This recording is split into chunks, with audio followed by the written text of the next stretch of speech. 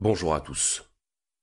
Aujourd'hui, je vais rencontrer un ingrat, un insolent, un fourbe, un égoïste. Alors on va être clair d'entrée de jeu, si vous ne supportez pas les propos misogynes, je vous invite à arrêter dès maintenant la lecture de cet épisode. Parce qu'il va y en avoir. Ce ne sont pas seulement les femmes qui subissent ces foudres, c'est l'humanité en général. Donc sa misogynie n'est finalement qu'une déclinaison de sa misanthropie. Il considérait que les femmes, qu'elles étaient globalement dépourvues d'intelligence, et que leur place était à la cuisine.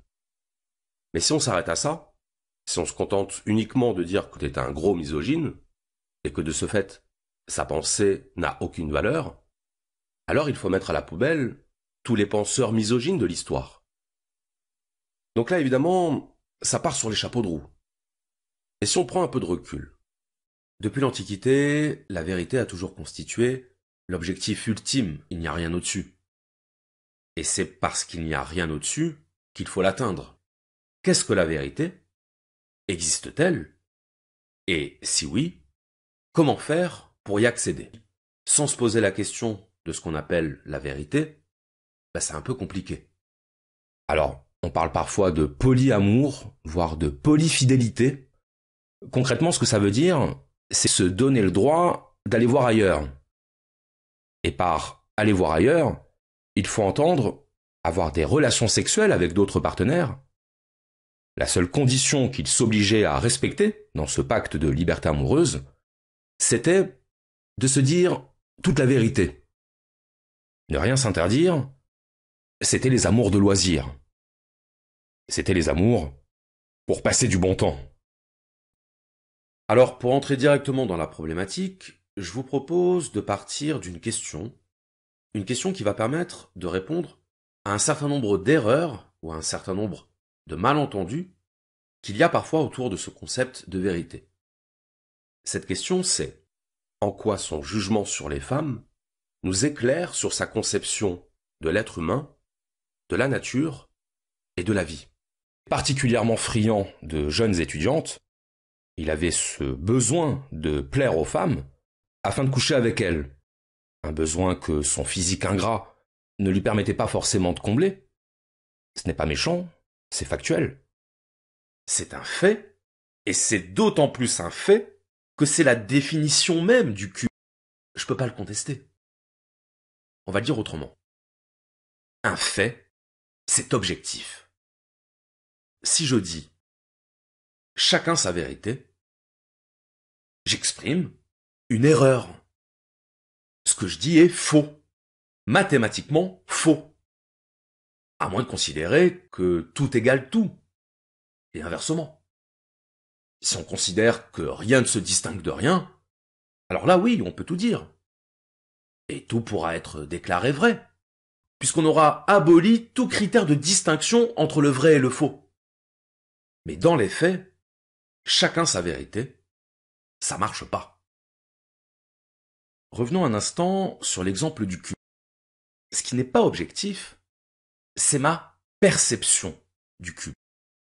Qu'est-ce qu'il faut en conclure? Ce qu'il faut en conclure, c'est que notre perception est limitée. Lorsque vous regardez un cube, ça ne dépend pas de mon point de vue. C'est objectif. Vous pouvez faire le test. Et donc, où est-ce que je veux en venir? Donc, je plonge mon bâton et je me dis, c'est pas possible. C'est pas possible que mon bâton soit réellement brisé. Ça s'appelle le doute. Le doute comme attitude de prudence à l'égard des données sensorielles. Il se peut que nos sens nous fassent voir quelque chose qui n'est pas réel. On a le sentiment que c'est bien réel.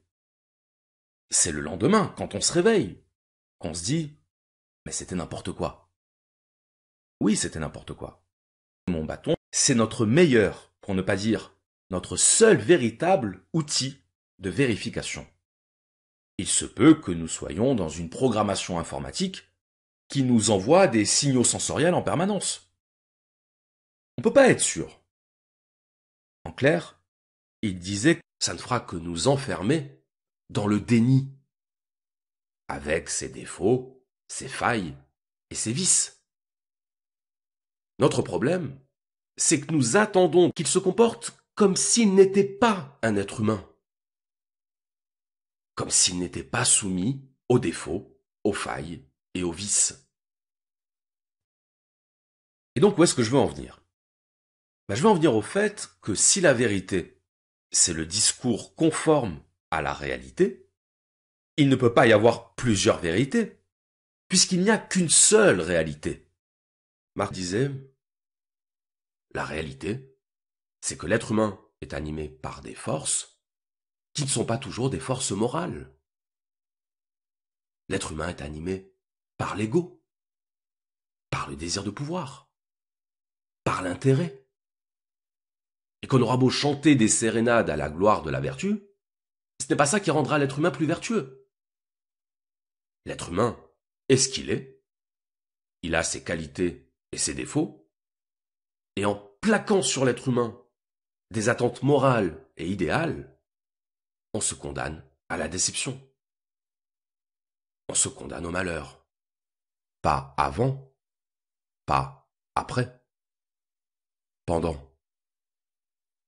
Agir au moment où nous devons agir,